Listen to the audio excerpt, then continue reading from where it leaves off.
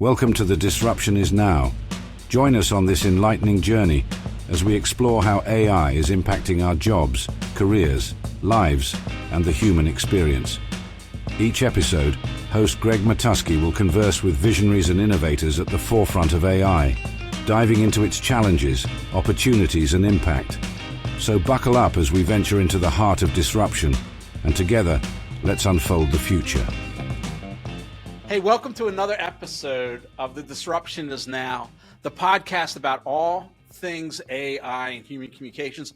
I'm your host, Greg Matusky. I'm also the CEO of Gregory FCA, one of the nation's largest public relations agency.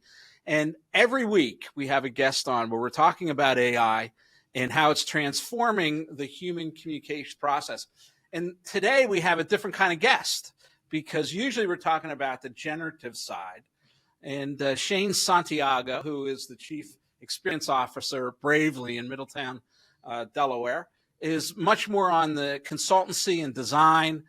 They're storytellers that match innovation and technology to solve some pretty big issues and challenges faced by major brands, including the Jacksonville Jaguars and also J&J. That's pretty diverse right there.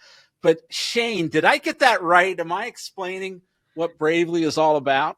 No, absolutely. I think we're technology first, but humanity is a very, very close second. I think that's our charge is really to balance how we tell creative stories and solve business problems with creative approaches, using both technology, but balancing that first and foremost with humanity. And I think, with the explosion of AI in the past, weeks, months, years, our challenges are daily. So we find ourselves really sort of trying to innovate in a space that is continuing to grow in fun and exciting ways. So it's a really, really exciting landscape to be a part of. Well, you have always been on the innovative edge, right? You started in Jacksonville, Florida, of all places, and now you've moved up into the MSA of the Greater Philadelphia area. You come from a digital marketing background. Has that made it more accepting? Your approach to it? You guys all came from an ad background, and now you've morphed more into the consultancy and storytelling. That's change. And has that made you more willing to accept some of the things that are on the horizon and going on right now?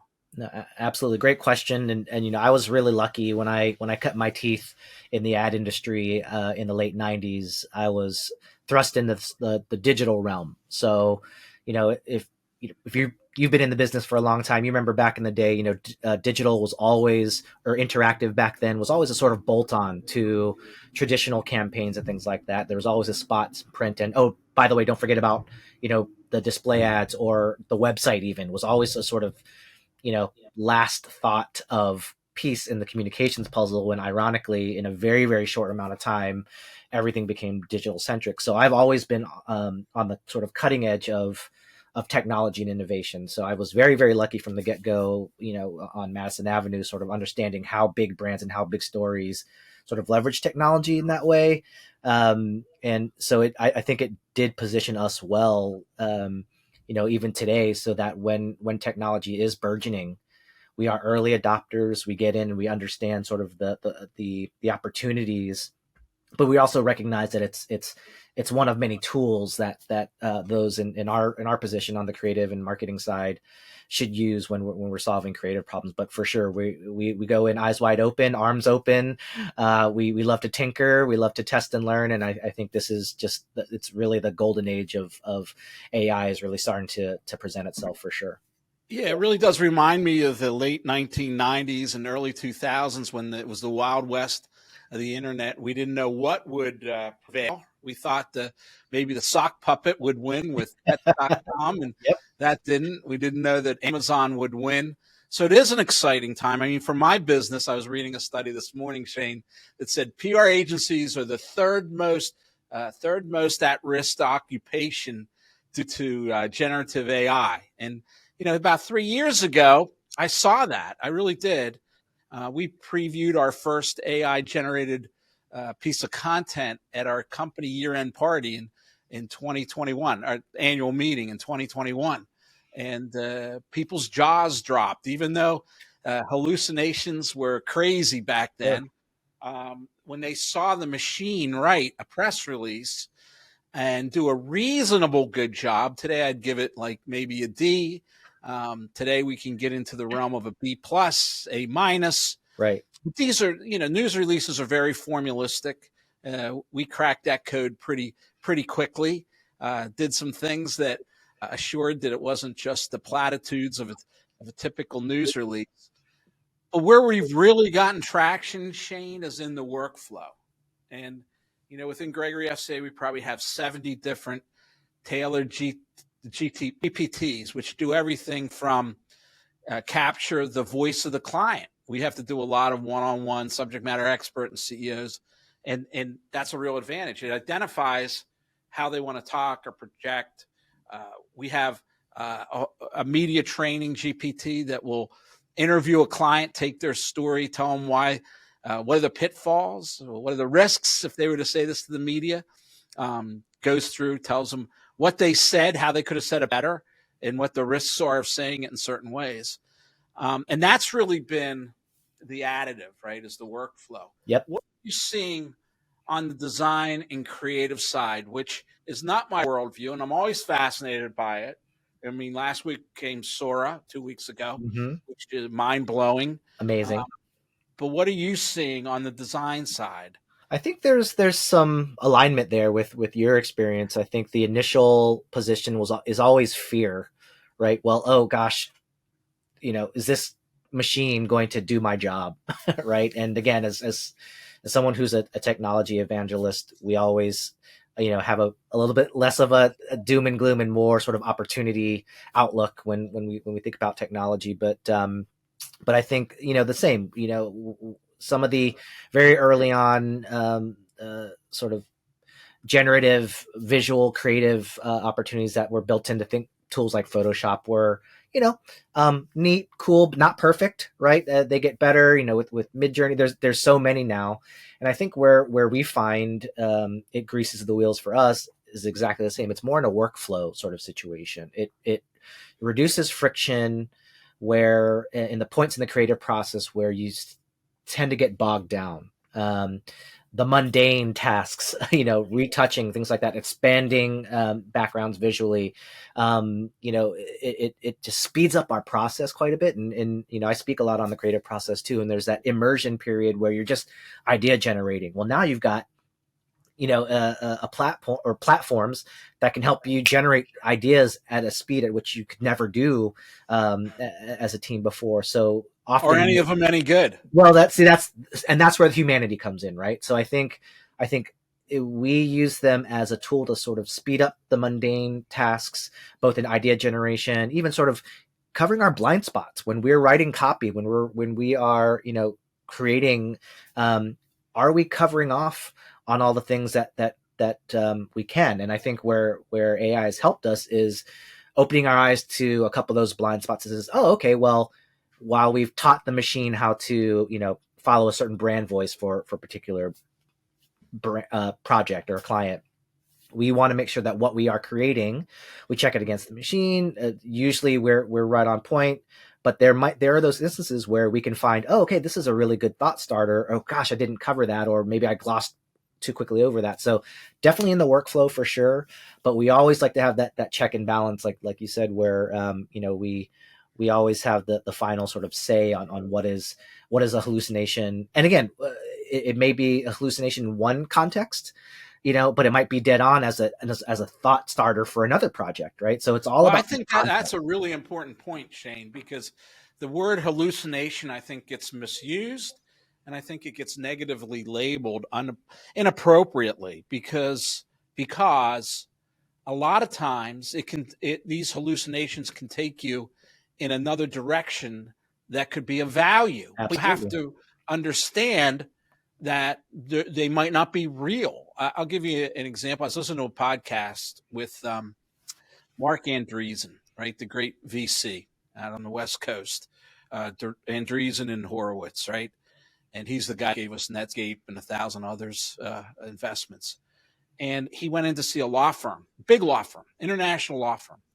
And, Mark figures that this law firm will want to be as accurate as possible. No hallucinations, right? No fake cases, no wrong legal assumptions. And he sits down with them and he starts explaining how they can achieve that for them. They can lock it down, that it's all accurate. But you give up, he says, creativity because it's going to be more locked down. Sure. Law firm says, no, we want the creativity. Our junior associates can determine whether a case is real or not, right? But in that hallucination, there might be a line of argument that we've never considered before, which, if it was played out, could have value in the courtroom. Or our opponents might come up with a line of debate, which we're ill prepared for. Right. So Andreessen walked out of the meeting with a new perspective, right? That hallucinations are simply the machine filling in. It's funny, I saw a picture this morning on Facebook, I guess. I know Meta was down on some X, and it was fast food made up of face. And if you look at it, it turns out to be Donald Trump. Right? It's all fast food, wrappers, French fries, burgers, right? And I go, that's hallucination, right? My mind is filling in what's not there. What wasn't there was Donald Trump's face. Right. My mind's trying to find these connections.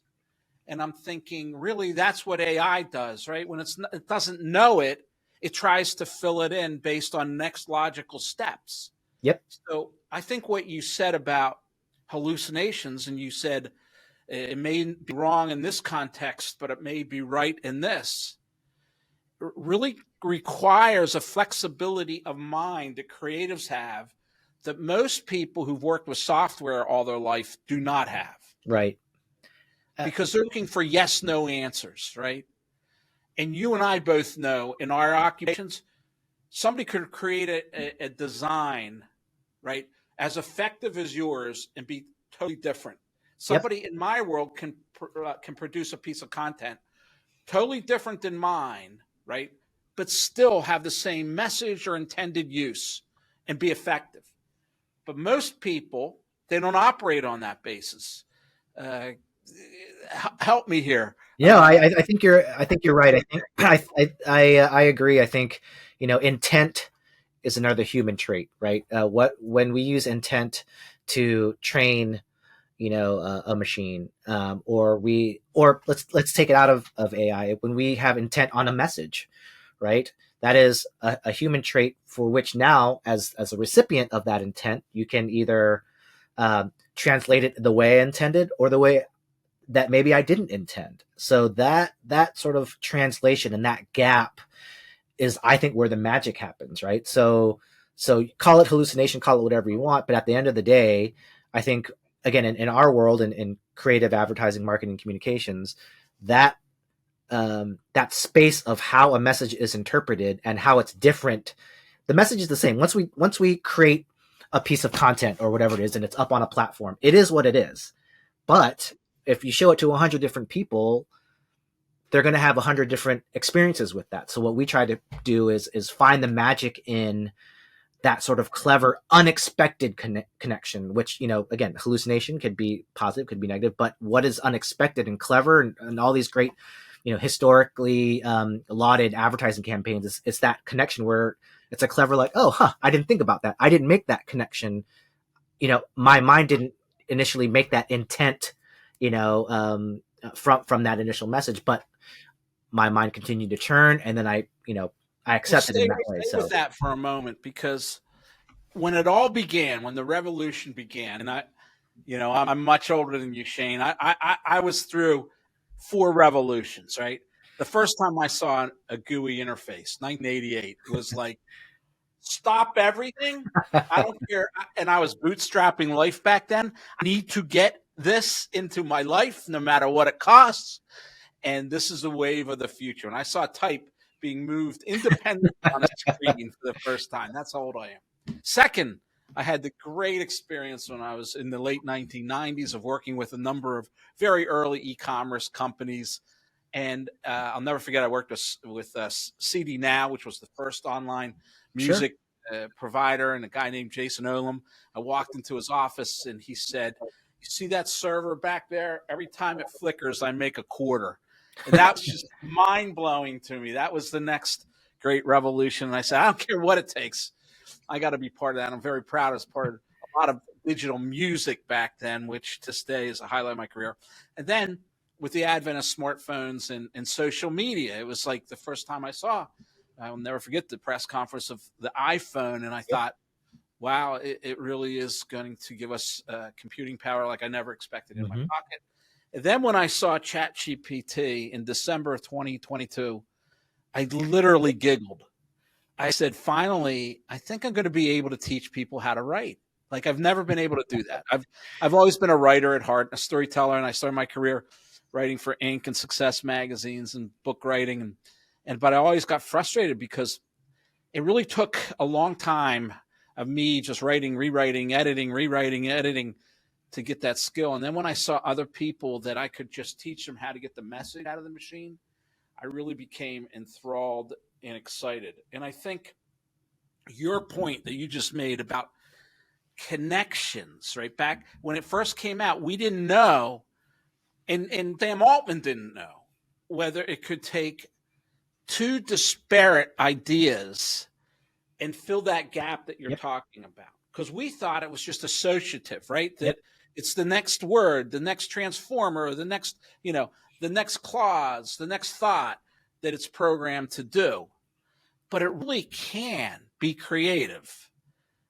Do you think? Or No, I do. I do. Again, and it's we can argue till the cows come home on how creative a machine can be, but I think again it's all in the tool, right? I think the point you just made about disparate ideas, I liken it to improv in a lot of ways, where it's surprise and delight. Again, I go back to like the core idea of creative marketing communications. It is not simply just communicating the benefits. I mean, every toothpaste cleans teeth, so what is it now? How do we start to tie into emotional connection or inertia? I've bought Crest because I always buy Crest.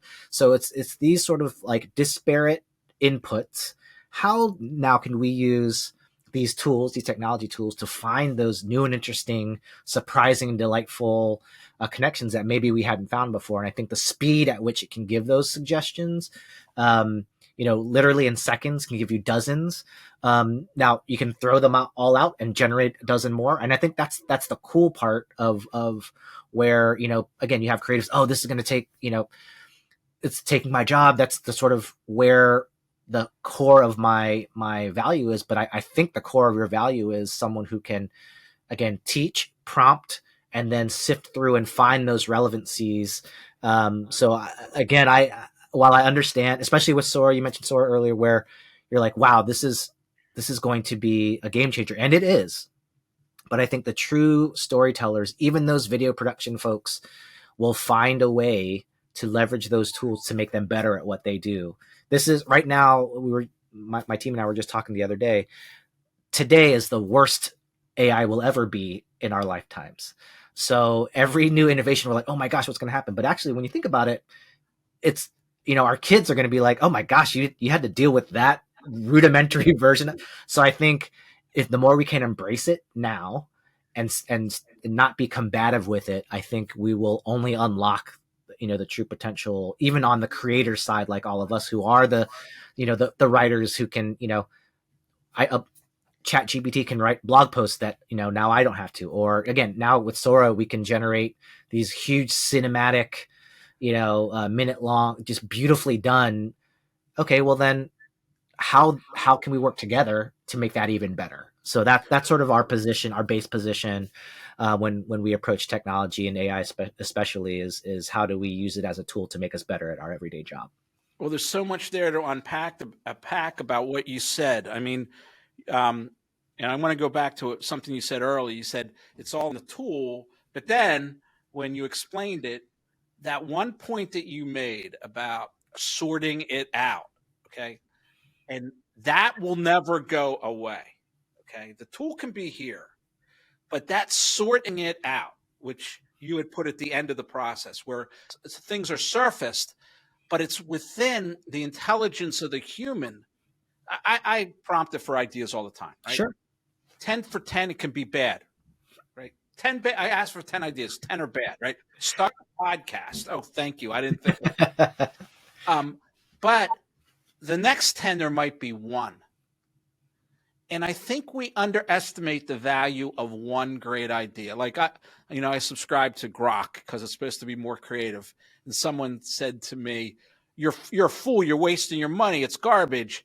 And I go, no. Look, if it comes up with one great idea for me, because it's more satirical, it's more personality over the course of a year, and I pay $20 a month, $240, that's an astronomical return. Absolutely. But it's sorting those ideas and finding that which breaks expectation in there, because our businesses are the same in that. You're going after a consumer or business audience. I have to break expectation with the press. So I have to come up with the stories that they haven't reported yet, because they're never going to re-report the story they just reported, right? Usually, right? Unless, but usually, right, they want something new or different. And it takes that human to say, there's value in this. This is counterintuitive, or this breaks expectation, or this makes a connection that few people would ever make, right? So that's where I think our businesses are very much the same. You do it visually, which I have incredible respect for, because somebody asked me, if you could have been anything, what would you have been? And I other than what you do. And I said, a visual designer, because I just respect what these guys do so much. And plus they can listen to music when they do it, which I cannot do when I write, right? But I do have a lot of respect for that talent, but we're both going after the same ends, I think. Agree. I think you nailed it in that there is more alignment, I think, than at surface level you may realize. But also, when you talk about that sort of human check at that sort of end of the process, I just, and I give a talk on this about balancing, artificial intelligence with emotional intelligence. And it's just, all it really is active listening, right? They're going, AI will unearth, like you said, 10 ideas, 10 may be bad, or one good one. But again, who is the judge of if those 10 ideas are really that bad? It is, I might have a different perspective than my colleague who's a creative director, who's a writer, right? Or one of my lead experience designers. I think, again, that context of your individual interpretation of what the machine generates and your singular emotional intelligence, it just gives us more fodder to play with and more conversation. So that active listening of, before you get an answer from someone, you're already sort of formulating a response. You ask a question, and you're like, oh, okay, wait, I'm going to have my rebuttal ready. But if you actually wait to listen to see what their response is, then formulate your retort, I think in many ways how we interact with AI and what it generates is the same approach, right? So while I might be like, 10 of 10 ideas are all bad, well, let me surface it with a colleague, because they might see a different perspective. And again, that perspective, that emotional intelligence, it's all inherently human. So I think they complement each other so well, artificial intelligence and emotional intelligence, that I think it's a beautiful marriage. And I think, as long as we can kind of keep that balance, in check, I see it as a really cool, like I said, the fourth sort of revolution. I think it's going to be exciting, and I absolutely agree that it's going to be similar to the mobile explosion, if not bigger, in how we as humans communicate, for sure.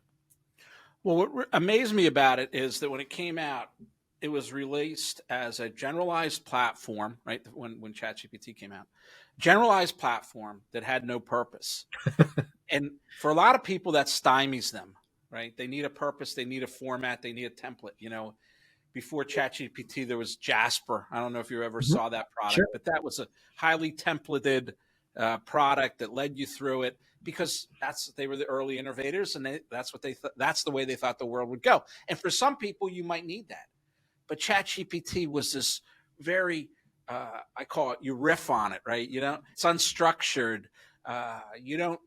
You can. You don't. It's natural language. You don't have to worry about how many times you repeat yourself. You don't have to worry about the verbs you use. You don't even have to type it right, and it gets it right. I'm a horrible typist, and it gets it right.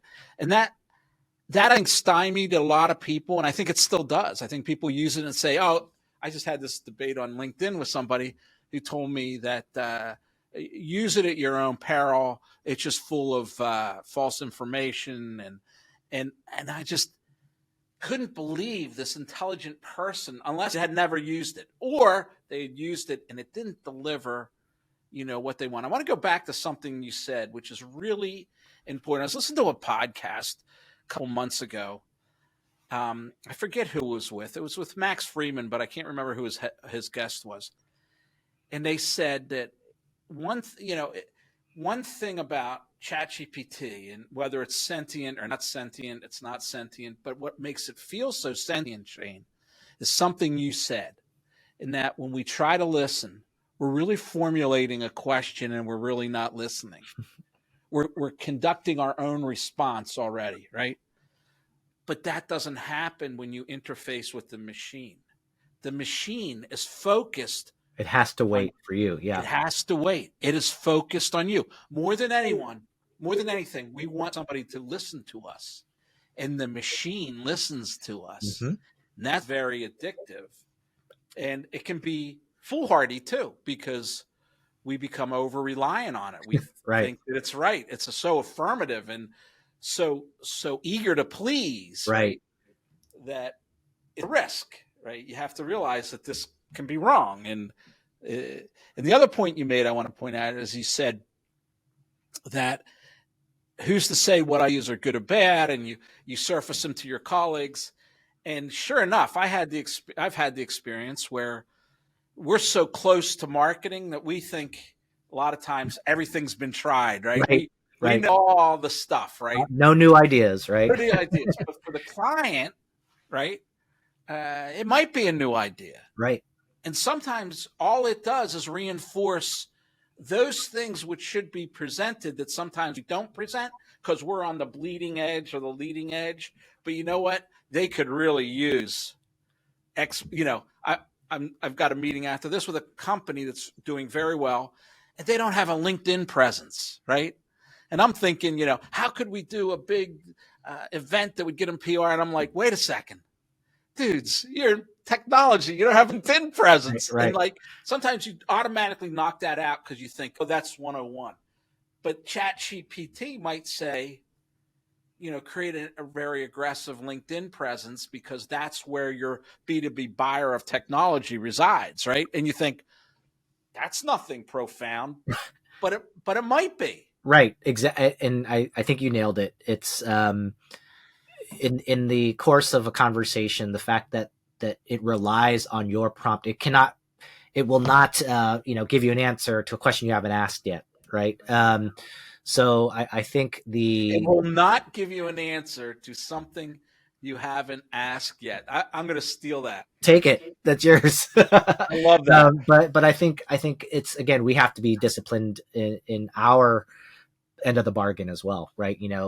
I liken it. I said improv already, maybe jazz, where you even said it too. You're riffing, right? So I think if ChatGPT gives us a very LinkedIn, of course, that's table stakes. Well, again, without being dismissive, like yes and right in improv, how do I take that perhaps very mundane answer and make sure that we have the appropriate context? Well, why do you not have a LinkedIn presence, client X? What are the barriers that so at least you're asking questions about it and not being totally dismissive of it. So again, I think if it's not binary, it is not black and white, it is not zero sum, it is additional inputs as fellow creatives, writers, media folks, communicators.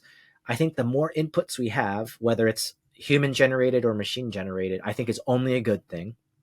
And if we are, delivering the package and the context in which those messages and inputs are in the appropriate context for that client at that time by this team, I think it's win-win. As long as, again, it's as long as you're flexible. You mentioned being flexible, being open, and I think those are inherently creative people traits. So if you're creative, you have to be those things. So I think, if you're not, you might be the people who are like, well, I can't.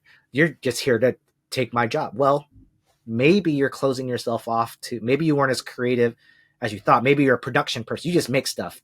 You're not thinking about the story. Because now that there's something that can make the stuff, you feel, lost. Well, give yourself some credit. I think, you can produce things with now a partner platform that can make things that you maybe could have never fathomed you'd be able to make before. Well, I want to thank you for your time, Shane. It's been a really enlightening conversation. I love hearing it from somebody who's closely aligned to what I do, but not on mark exactly with what I do, because I think we share a lot of the same philosophies about it. Mine has to be much more in the word-generated arena, and yours in the storytelling and visual component. So it's always interesting to see and to hear how you think about it. How can people reach you? What would they need to do to get in contact with Shane Santiago? LinkedIn is a great first place to look. And my Instagram, SB Santiago, I'm pretty active there as well as a visual guy. But LinkedIn and Instagram, I think I would love to hear from you. And Greg, thank you so much for having me on and just being able to talk about this stuff in a creative way and hopefully an optimistic way will only charge your listeners to continue to espouse the benefits of AI. And that's the good news, right? The only way we're going to learn about this is by sharing. There are no classes, there are no textbooks. It's through collaboration. It's through sharing. I often joke, I've learned everything about generative AI through X because I just follow the thought leader. Yep. And I test what they do, and I read the comments, I read the stories, and try to figure out how could I apply that to my world, and is that true? Is that not true? But the only way we learn is through these kind of things. So I appreciate your being here and keep doing great work. Thank you. Appreciate it. This podcast is a production of Gregory FCA. If you enjoyed our discussion today and want to continue exploring the transformative power of AI, please check out more episodes and subscribe wherever you listen to podcasts.